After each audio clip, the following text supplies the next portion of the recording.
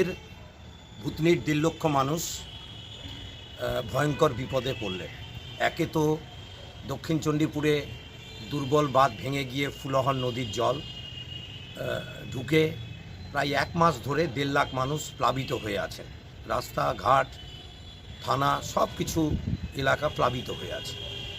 গতকাল রাত্রে পশ্চিম রতনপুরে যে রিং বাঁধ ছিল, যেটা এবছরই করা হয়েছে 5.5 কোটি টাকা খরচা করে, গঙ্গা নদী থেকে 50 থেকে 100 মিটার দূরত্বে এই বাঁধ নির্মাণ হয়েছিল।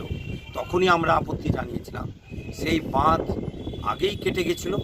সেই বাঁধকে রক্ষা করার জন্য সেচ দপ্তর জরুরি ভিত্তিতে শাল কাঠের এগুলো দিয়ে যে একটা ছোট বাঁধ নির্মাণ করছিল। সেই ছোট বাঁধ ওভারফ্লো করে গঙ্গা নদীর জল ক্রমশ ভূতনিতে ঢুকছে এবং গঙ্গা নদীর জল বাড়ছে। স্বভাবতই দক্ষিণ চণ্ডীপুর, উত্তর চণ্ডীপুর, হীরানন্দপুরের মানুষ আবার একটা নতুন করে বিপদের সম্মুখীন হলেন। এখন জানি না, শারদ উৎসব আসছে, ওখানে প্রায় 27-28টা দুর্গাপূজা হয়।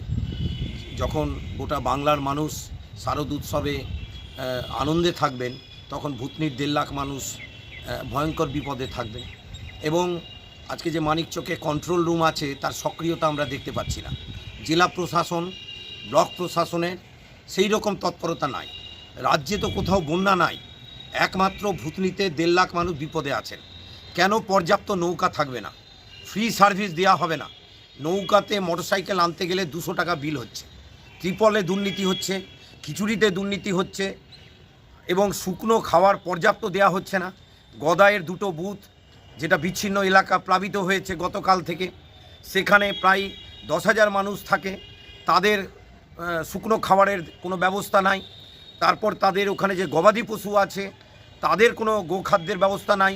মাত্র 20 বস্তা দিয়েছে। ওখানে আমাদের গ্রাম পঞ্চায়েত মেম্বার অভিযোগ করেছেন। ফলে সামগ্রিকভাবে ত্রাণ এবং পর্যাপ্ত ব্যবস্থা নিয়ে ব্লক, জেলা প্রশাসনের যে তৎপরতা থাকা উচিত ছিল, সেটা নাই। এবং সর্বোপরি যে কথাটা, আজকে ভূতনির মানুষকে ডুবানো হলো, ওমেন ম্যাড বন্যা, এর দায় সেচমন্ত্রী মোথাবাড়ির বিধায়িকা সাবিনা ইয়াসমিনকে নিতে হবে। এর দায় মানিকচকের বিধায়িকা সাবিত্রী মিত্র এবং রতুয়ার বিধায়ক সমর মুখার্জিকে নিতে হবে। এর দায় নিতে হবে। আমরা তখনই বলেছিলাম 50 থেকে 100 মিটারে বাঁধ হচ্ছে, এই বাঁধ টিকবে না, গঙ্গা গর্ভে চলে যাবে। একটু দূরত্ব মেনটেন করে বাঁধ দেওয়া হোক। সেচ দপ্তর শুনতে চায় না। যারা বলেন তাদেরকে পুলিশের ভয় দেখানো হয়, তাদেরকে অ্যারেস্টের ভয় দেখানো হয়।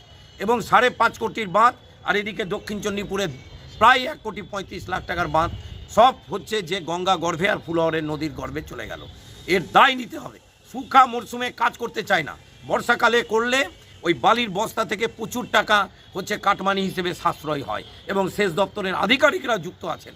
ফলে এর দায় রাজ্য সরকারকে নিতে হবে। কেন মুখ্যমন্ত্রীর টনক নড়ছে না? রাজ্যে তো কোথাও বন্যা নাই, একমাত্র মানিকচকে 1.5 লাখ মানুষ বিপদে আছেন। তাহলে মুখ্যমন্ত্রীর কোনো বক্তব্য, ত্রাণ নিয়ে যে কোনো মনিটরিং করা, সেচ মন্ত্রীর যে মনিটরিং করা, কোনো মন্ত্রী, কোনো আধিকারিক ভূতনির মানুষকে দেখছে না।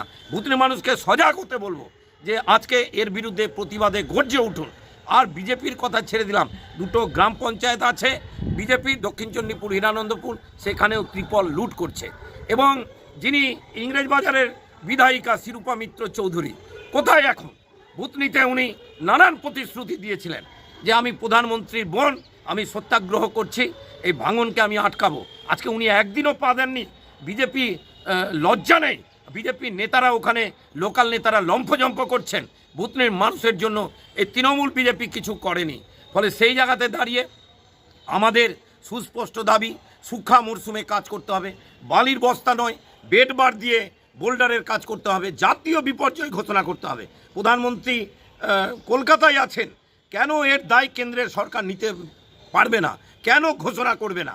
একমাত্র পূর্বতন প্রধানমন্ত্রী দেবেগৌড়াজি, উনি পরিদর্শন করেছিলেন এবং 927 কোটি টাকার একটা প্রজেক্ট করেছিলেন বলে পরবর্তীকালে ইউপিএ 1 গভর্নমেন্টে কিছু কাজ হয়েছিল। ফলে ত্রাণ এবং পর্যাপ্ত ব্যবস্থা, নৌকা, এই সব নিয়ে জেলা প্রশাসনকে দেখতে অনুরোধ করছি।